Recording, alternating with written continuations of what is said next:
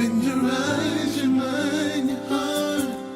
Let's have a school choice conversation. Open your eyes, your mind, your heart. Welcome to Choice Conversations.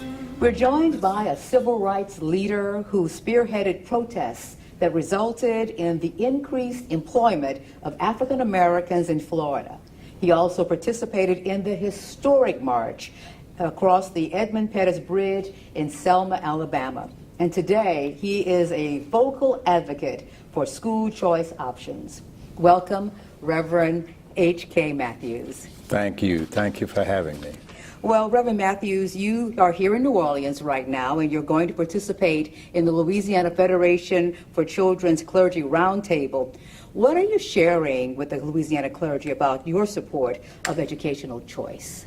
Well, basically, as it relates to school choice and civil rights, I have been asked on many occasions, is this an extension, the school choice program, an extension of the civil rights movement?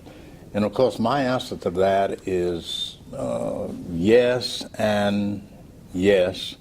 However, my contention is that school choice is civil rights because for years, as African Americans or people in the minority supposedly in this country, we have fought for, begged for, cried for freedom of choice.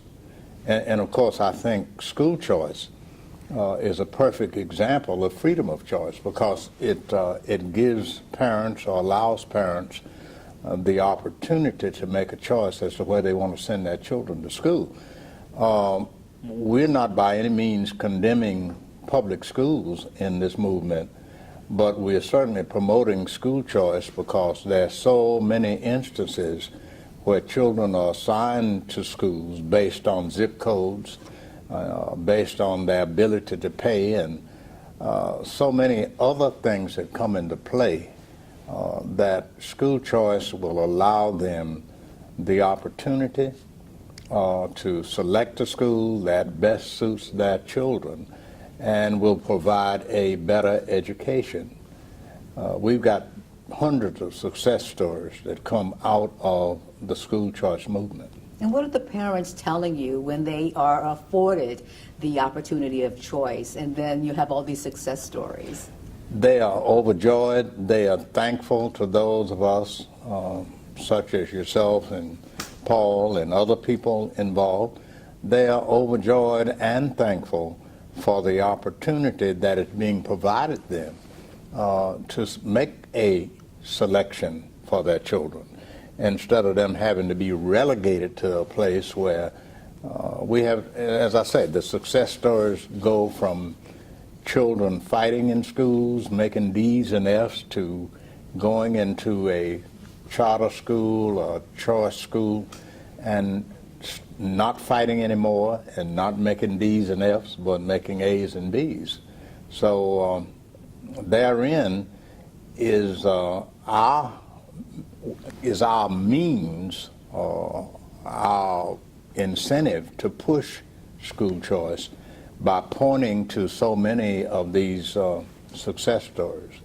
Reverend Matthews, you can point to 2015 where you were a part of this massive march, 6,000 marchers in Tallahassee in support of Florida's tax credit scholarship program.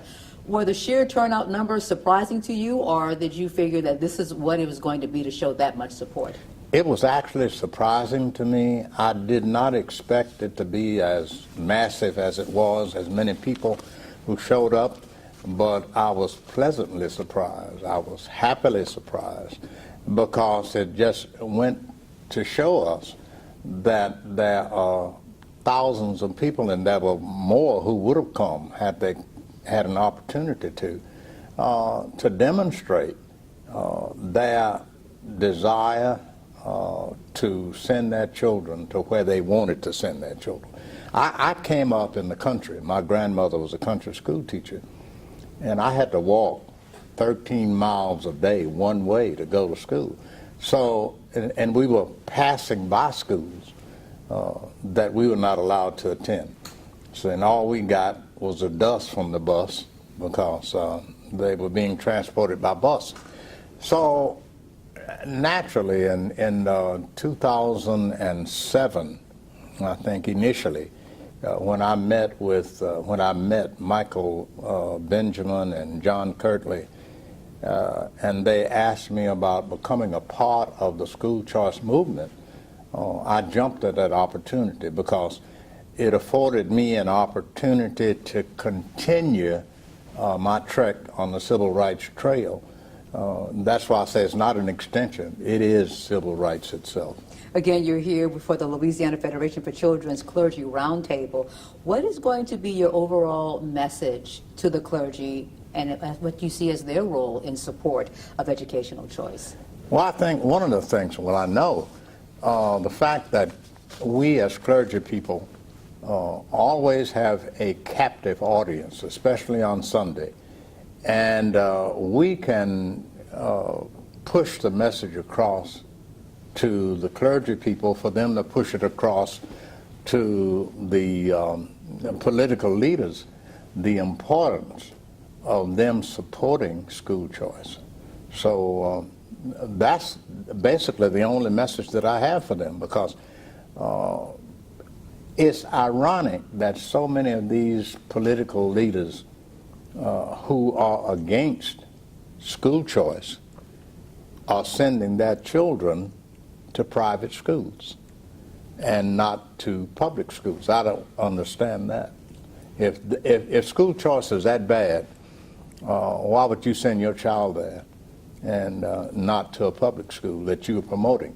And the fallacy of the, I don't know, what do you call it, the misconception is that school choice is raping the public school system of funds, which is the farthest thing from the truth. So it's just baffling to me how even members of the NAACP, I know in Florida, I don't know any place else, but joined together with the teachers union in the last election, gubernatorial election, not this one, but the one before, in filing a suit against school choice to shut it down. Of course, they appealed it, they lost, they appealed it, they lost, and last time they lost in the Supreme Court of Florida. So goes to show you that there are people in positions, high positions, political positions, who know the value of school choice. And Reverend Matthews, before we wrap up, any final thoughts about education choice and what people should open their minds and hearts to? Well, I think they should open their minds to the fact that it's beneficial to them to be able, and they should know this, to be able to send their children to a school of their choice. And I think they should close their minds to the point, or to what they think or perceive as our taking money away from the public schools and giving it. They had a movie, not a movie, but a, what do you call it, documentary that was shown in Pensacola the other night that's called The Backpack.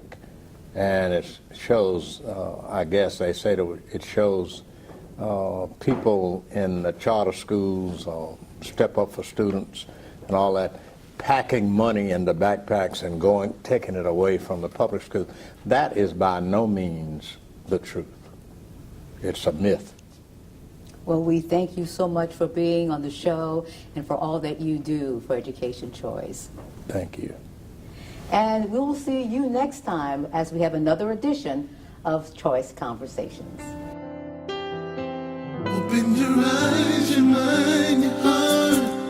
Let's have a school choice